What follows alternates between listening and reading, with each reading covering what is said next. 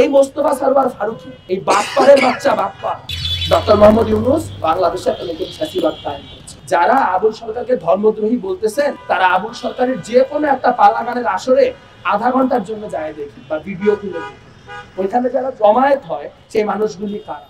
সেই মানুষগুলি সমাজের সেই ভক্তিভাব সম্পন্ন সাধারণ হিন্দু মুসলমান মানুষ যারা তাদের আধ্যাত্মিক জ্ঞানের জন্য স্পিনোজা পড়ে দেখতে পারেন না, যারা তাদের আধ্যাত্মিক জ্ঞানের জন্য অন্য ভাষার এই ধরনের শিল্প অ্যাক্সেস করতে পারেন।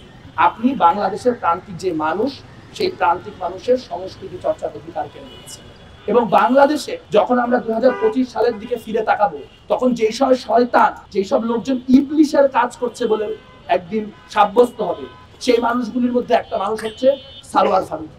এই মোস্তফা সরওয়ার ফারুকী, এই বাপ্পারের বাচ্চা বাপ্পা, এই বাপ্পার একদিকে রাষ্ট্রীয়ভাবে লালন উৎসবের উদ্যোগী, সেই লালন উৎসবের অংশ হিসেবে সারা দেশে যত মানুষ আছে তাদের সবাইকে বলবে যে আপনারা আসেন, আপনারা লালনের অনুষ্ঠান অংশ হন, আমরা লালনকে হেরিটেজ বানাই তুলব। কোনো কিছুকে হেরিটেজ বানানোর জন্য প্রাথমিকভাবে যে কাজটা করতে হয় সেটা হচ্ছে তাকে বিলুপ্ত না হলে কোনো কিছু হেরিটেজ হয় না। তো আসলে সরওয়ার ফারুকীর এজেন্ডাটা ঠিকই আছে। তিনি প্রথমে লালন উৎসব হাতে নিবেন, তারপর লালন উৎসব হাতে নিয়ে 2-3 বছর সময় নিয়ে লালন উৎসবকে ওয়াহাবাইজ করবেন, ঠিক যেভাবে বাংলাদেশের অসংখ্য মাজারকে ওয়াহাবাইজ করা হয়েছে। এবং তারপরে যখন এইটার আর কোনো তাত্ত্বিক ভিড় থাকবে না যা দিয়ে এখানকার যে সাংস্কৃতিক কলোনাইজেশন সেটাকে ঠেকানো যায়, তখন লালন উৎসব করা দেওয়ার প্রয়োজন থাকবে না, পরে লালন আইকন হিসেবে ফিকে হয়ে যাবে।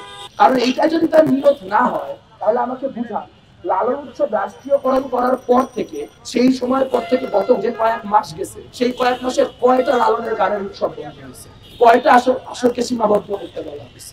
বাংলাদেশের পরিস্থিতি হচ্ছে, বাংলাদেশের প্রাথমিক শিক্ষায় সঙ্গীতের এবং খেলাধুলার শিক্ষক, শারীরিক শিক্ষার শিক্ষক নিয়োগ দেওয়া যাবে না। বাংলাদেশে পালা গান করলে ধরে নিয়ে যাওয়া হবে, বাংলাদেশে বাউলের চর্চা করলে তাকে ধরে নিয়ে যাওয়া হবে, কেউ পাগল হলে তার চুল কেটে দেওয়া যাবে, কেউ শ্রমিক হলে সেটা বেতনের কথা বললে তাকে আওয়ামী লীগ ট্যাগ দেওয়া যাবে, কেউ ভবঘুরে হলে, কেউ হকার হলে তার কাছে কিছু পাওয়া যাক আর না যাক তাকে সন্ত্রাসী হিসেবে, চাঁদাবাজ হিসেবে, গাঁজাখোর হিসেবে, ব্যবসায়ী হিসেবে সাব্যস্ত করা যাবে। এই যা আমরা দেখতেছি এটা হচ্ছে টেক্সটবুক ফ্যাসিবাদ। ডক্টর মোহাম্মদ ইউনূস বাংলাদেশে একটা নতুন ফ্যাসিবাদ কায়েম করছে। যারা আমরা 24-এর অভ্যুত্থানের সময় শেখ হাসিনাকে অপসারণের জন্য আমাদের জীবন পণ করেছিলাম এই আকাঙ্ক্ষা থেকে যে বাংলাদেশ একটা গণতান্ত্রিক দেশ হবে, সেই দেশে সকল মতের পথের মানুষের চলাফেরা করার, শ্বাস নেবার, কথা বলার অধিকার থাকবে, তাদের আজকে ভাবতে হবে। আমরা আওয়ামী লীগ আমলেও দেখছি রীতা দেওয়ানকে ধরে নিয়ে যাওয়া হয়েছে, শরীয়ত বাবুকে ধরে নিয়ে যাওয়া হয়েছে। প্রশ্নটা এটা না যে আওয়ামী লীগ বা বিএনপি বা মেইন স্ট্রিম বুর্জোয়া যেই তথাকথিত সেকুলার দলগুলো তারা এই প্রান্তিক জনগোষ্ঠীগুলির দায়িত্ব নেবেন না। আমরা অসহায় বাউল কথাটা আর বলতে চাই না, আমরা অসহায় হকার কথাটা আর বলতে চাই না, আমরা অসহায় নারী কথাটা আর বলতে চাই না, আমরা অসহায় হিন্দু কথাটা আর বলতে চাই না, আমরা অসহায় আদিবাসী কথাটা আর বলতে চাই না।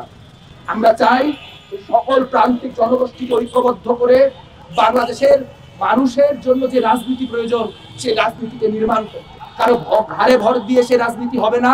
যে রাজনৈতিক দল একদিকে যে আহমদিয়াদের অমুসলিম ঘোষণা করার কথা বলে আসে, আর একদিকে বাউলদেরকে বুঝায় যে আমরা আসলে আপনারা গান গাইতে পারবেন, তাদের কেউ সমস্যার সমাধান হয় না।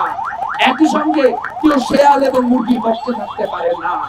কাজে যারা আমাদের ঘাতক, যারা সামনের দিনে আমাদের সাংস্কৃতিক চর্চাকে, ধর্মীয় চর্চাকে, রাজনৈতিক চর্চাকে রুদ্ধ করতে আসবে, তাদেরকে আমরা চিনি। প্রশ্ন হচ্ছে তাদের বিরুদ্ধে সর্বাত্মক ঐক্য গড়ে তুলে বাংলাদেশের শ্রমজীবী এবং প্রান্তিক জনগোষ্ঠীর যত মানুষ তাকে সর্বোচ্চ পরিমাণ ঐক্যবদ্ধ করার কাজ আমরা কতখানি করতে পারবো। সেই কাজে ঐতিহাসিকভাবে বাংলাদেশ ছাত্র ইউনিয়ন গুরুত্বপূর্ণ দায়িত্ব পালন করে এসেছে এবং ইতিহাসের এই ক্রান্তি লগ্নে আমরা আমাদের সর্বোচ্চ শক্তি দিয়ে সেই লড়াই চালিয়ে যাব।